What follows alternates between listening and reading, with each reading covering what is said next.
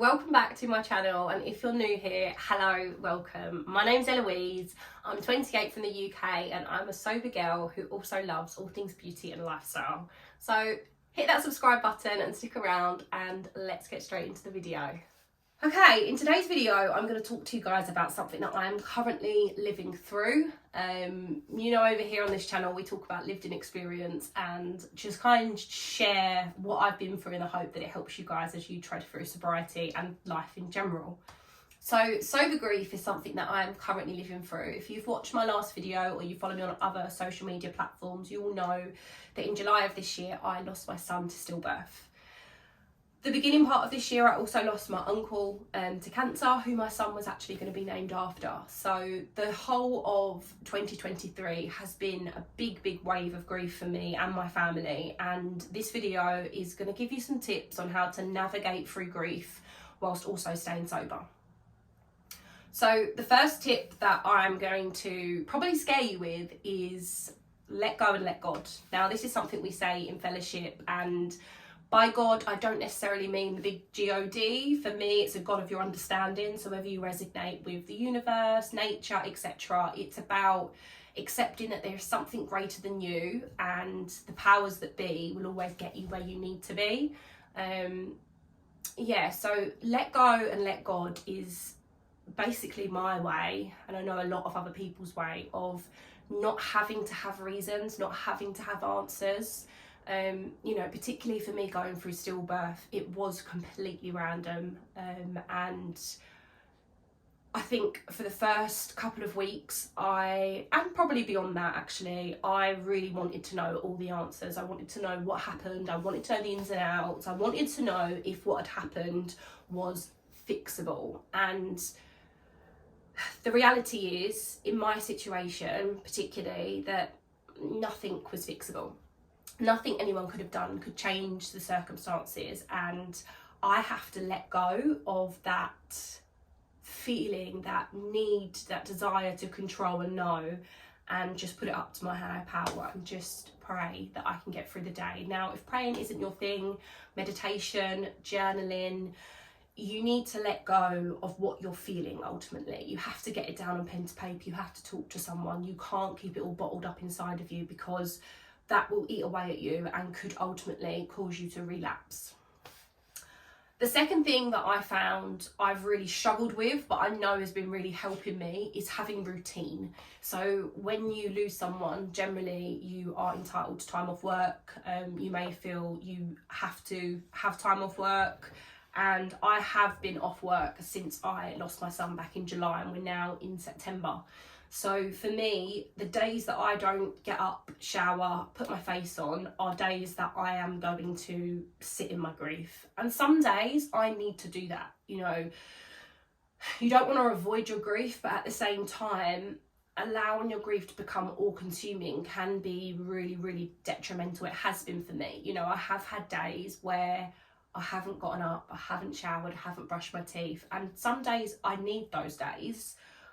But in order to push through and grow through these emotions, I have to be my own soldier and get me out of bed. And, if you can set yourself some really simple things to do in a day, it might be, like I say, with me, I had little projects. I made a list of all the things that I wanted to get done in the house, in terms of I really wanted to hoover the mattress, I really wanted to give the sofa a deep clean, all them bigger jobs that you wouldn't necessarily have time to do, but they're all really good things to keep your mind busy and your hands busy too.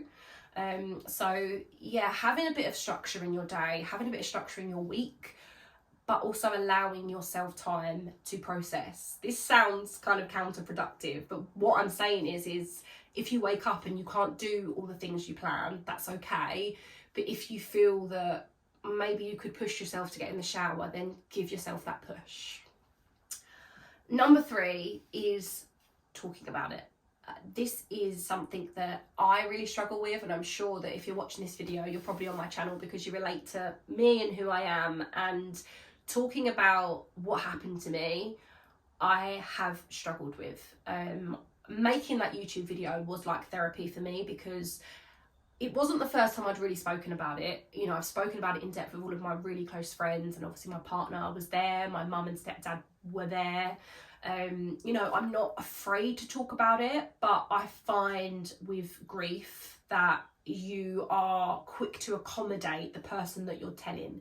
You know, for example, if I told someone that, you know, I'd had a stillbirth, straight away I follow that up with, but I'm okay, it's okay, you know, it was all for the best. And that isn't the type of talking I mean. I mean the really raw talking through what you experience, talking through how you're feeling, talking through the fact that you miss this person. You know, for me, my son was going to be a little piece of my uncle on earth, and now they're both in heaven, and that's really hard for me to comprehend. You know, my son's heartbeat started when my uncle stopped, so it was like fate, it all aligned. And you know, now I look at it that my uncle is up in heaven raising my son, and that's a lovely way that I've kind of been able to compartmentalize it through talking to people.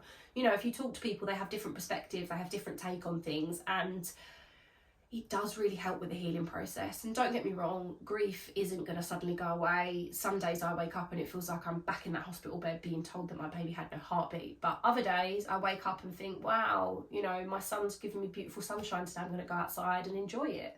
And that's okay. You know, all of your emotions through grief are completely okay. So the next tip, I guess that's what we're calling it, is to get outside. This is something I really struggled with because I am such an isolated person. Once I have something in my life happen, I retreat. I am back either on the sofa or in the bed under the duvet, hiding from the world, and forcing myself to get outside, forcing myself out of my comfort zone, quite literally, even if it is just going to B&M, going to Tesco, taking the dog for I can't say the word because she's right down there, but you know what I mean. They're all things that help bring you out of self. They're all things that help you to see the world. You know, the world is still going to go on as much as you don't want it to, and you need to be a part of it. You need to not let all the days slip into one. Okay, so the next thing is solely for my sober people out there. Speak to your sponsor. If you are in a fellowship, you will have a sponsor, and if you haven't got a sponsor and you're in a fellowship, get a sponsor. This person is meant to be your person. They're meant to help you. They are literally trained through experience of how to handle your emotions, how to handle your cravings, everything. So don't be afraid to call them. You know, I adore my sponsor. My sponsor has become like family to me, and she has been amazing through this process. And if anything, I haven't utilised her enough, you know, and that's not for any fault of her. It's just I'm such a person that I don't want to put my burdens on anyone else, and she has to remind me that that is what she's there for. Because if I sit with my burdens on my own, there's a chance I could relapse. So, you know, get to your meetings, go out with other fellows, make your social circle really open with sobriety and unity and all that's on offer within fellowship, because that has what has kept me sane. You know, I struggled at first going back to my home meetings because obviously only my really, really close friends knew, and you go to a meeting, there could be 30 people there and only one person knows what's happened to you. So going back to a meeting when I should have a bigger bump than the last time they saw me, and now I have no bump and no baby, was really terrifying and really, really hard. But once I ripped that band-aid off and went to that first meeting, I was then able to get all that love and support that fellowship is meant for. So don't be afraid to go and get really honest. You know, if you are feeling really, really low, that's okay. Like, it's a safe space to do that. Now, my final tip is one that I am still working out, and it is getting professional help. Now, I have been offered bereavement counselling, and to be honest with you, I don't know how I feel about it, so I can't really speak on that. As you guys know, I've been in therapy from the age of 11 on and off. I've had some amazing therapists over the years, and I have unpacked and unpicked and prodded and worked through a lot of trauma. And going through my 12 steps, you know, was like free therapy, and I am such an advocate for therapy, But the reality is when you go to a new therapist, they want to talk about all the stuff that you've been through that has led you up to this point, which I completely understand. I've got a level 1 in counselling. I get that you need to have the full picture to be able to help someone. But I think in order to get the best out of that type of service is that you have to be ready to open up their wounds. And for me, I feel I have healed a lot of wounds, but going through grief has, I wouldn't say brought them back up as such, but made me realise that they are still there. You know, I suffer a lot with abandonment issues. I suffer a lot with being insecure.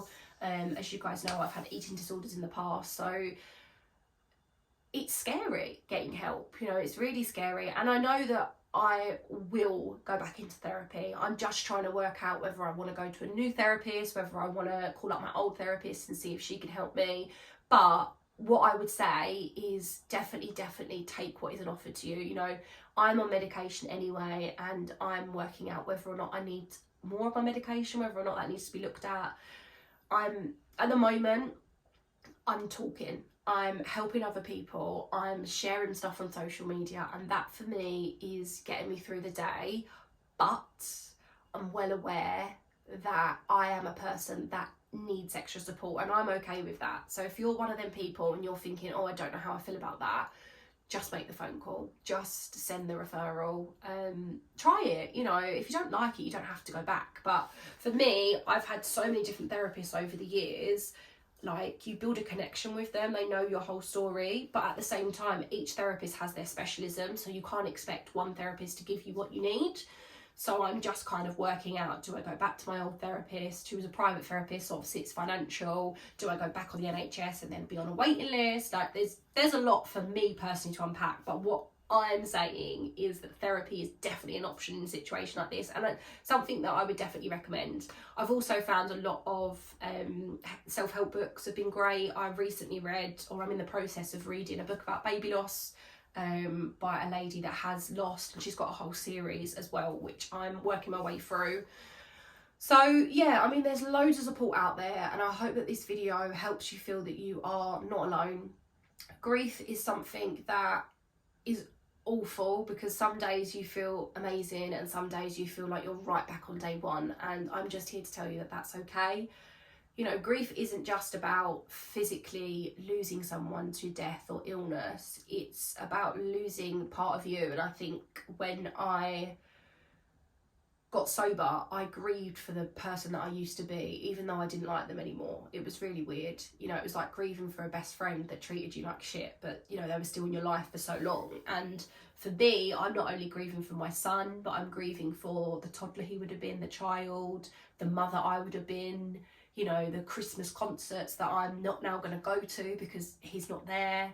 I'm grieving for the stressful mornings, the late nights. You know, I'm grieving for the motherhood that I didn't get, and that's really hard. You know, nothing about this process is easy, but talking about it, sharing my story, hopefully helps not only you watching but me also, because you know, when I read all the comments on my last video, it's just amazing how lovely you guys are, and I've really truly from the bottom of my heart support it, and I absolutely love creating content, talking to you guys, and I'm trying to find my feet back in YouTube, but this felt like one that I wanted to get out as soon as possible. So yeah, if you're having a bad day, just hang in there. If you're thinking that this grief is going to affect your sobriety, get yourself to a meeting, pick up the phone, talk to your sponsor, drop me a DM. I'm happy to talk to anyone about sobriety, and just know how far you've come, and remember how awful you felt before you got sober.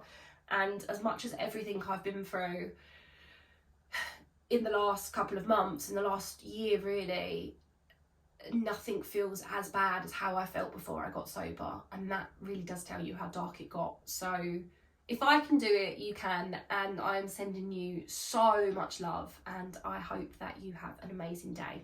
Thank you so much for watching, and I'll see you soon for another little video. Mwah.